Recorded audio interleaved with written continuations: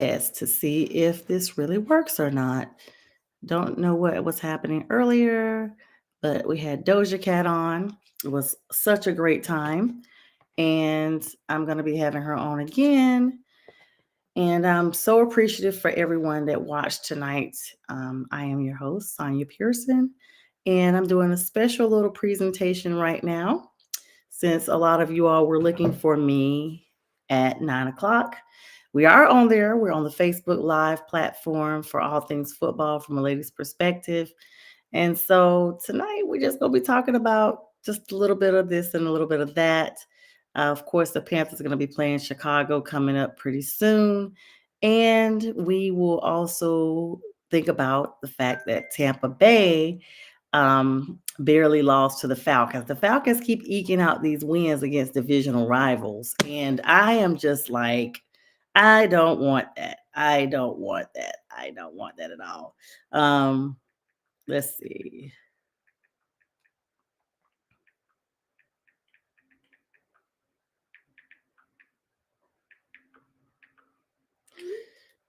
So basically, just a quick little rehash about some little football from last night. Tampa Bay, Young Wei Koo pulls it out again for Atlanta. They better be paying that dude big bucks. Yes, he missed a couple of pivotal field goals when it mattered most, but he actually was the one that put them in overtime. So the fact that they were able to get that done says a lot. In Atlanta against Baker Mayfield. I'm disappointed in Tampa because Tampa looked like they were going to pull it out. They looked pretty solid. They looked like they had it going on. And then all of a sudden, the faithful Falcons who refused to give up were still in the mix and still just would not give up. This is the same thing we saw of Atlanta when they played New Orleans. Now, y'all know division matchups are always the toughest ones. And it looks like Atlanta may be trying to rise to the cream of the crop at the top of the NFC South. Tampa right on their heels, New Orleans right on their heels, and the Panthers with their lone win right now at 1-3 at the bottom of the division. But that's going to change soon. We play Chicago, let's be clear.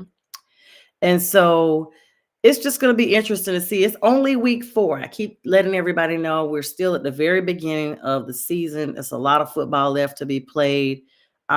We've seen teams come and go. We've seen players like Christian McCaffrey with the 49ers that are out extensively. Mozart from the Miami Dolphins is out. Brown from the Eagles is out for a little bit. Just a lot of players that are in and out injured already with week 4.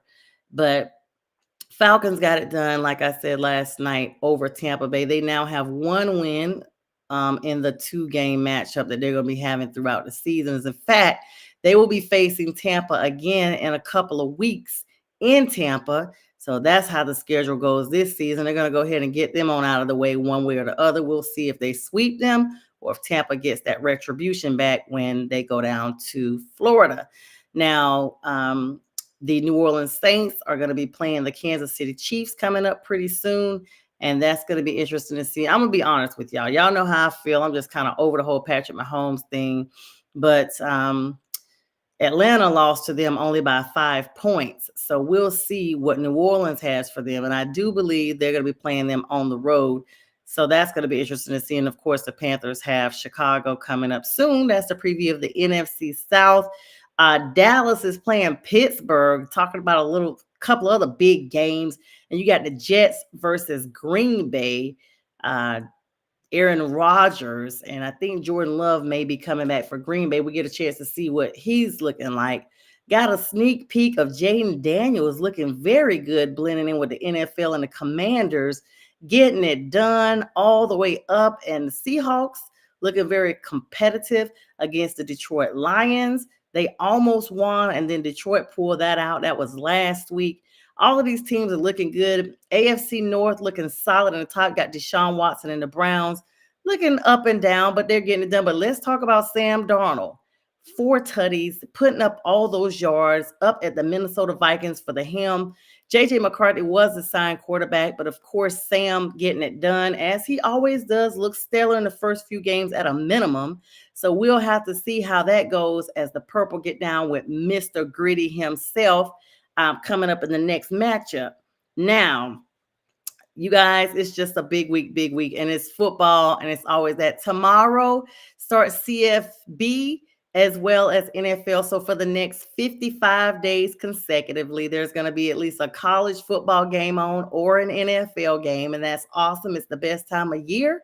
And shout out to you, Pink Fanfare. I see you, girl. Thanks for always supporting me. This is a brief little interlude just because I need to hop on here and make sure everything was copacetic with Restream, because y'all know how it goes, and I still need to figure out if there's an issue with my laptop or not. So before I hop on back over and pay those double price with StreamYard, I'm going to check out and see just what's what, because I know people that use Restream and they have zero issues. So we'll see what that's all about. I think it's because I took an exam this week for school and I had to download a software program, and it may prevent recording and things of that nature. So that would make perfect sense. But anyway, I hope everybody is doing well. I hope that you all have enjoyed your time this whole week. I hope you have a relaxing weekend, and join me on Sunday morning. I'm going to be on the big Sunday morning football show with Mac, Jack, Jane Train, Pag is on there, and Keith Angle, and a few other guests that come in and out. Mac and Linda, shout out to them over at Roku, Northeast Streaming Sports. Download the Roku app and look for them on YouTube and all those platforms. And follow me on Prim and Proper Sports on YouTube that you're watching me right here now, and on Facebook, Instagram as well, Prim and Proper Sports. And that's going to wrap it up for now. And also they have a NFL countdown show on Sunday night at 7:30 as well. Matt and J Train have that show, and sometimes I pop in and out of that. Other than that, I'll be back on next Wednesday, Prim and Proper Sports at 9 p.m. Eastern Standard Time. And also next Friday, 9 p.m. Eastern Standard Time, another episode of Prim and Proper Sports. Please make sure you go to this channel and look at all the previous streams so that you can be caught up and see what we talked about last. And again, thanks for Dojo Kat of the Carolina Panthers coming out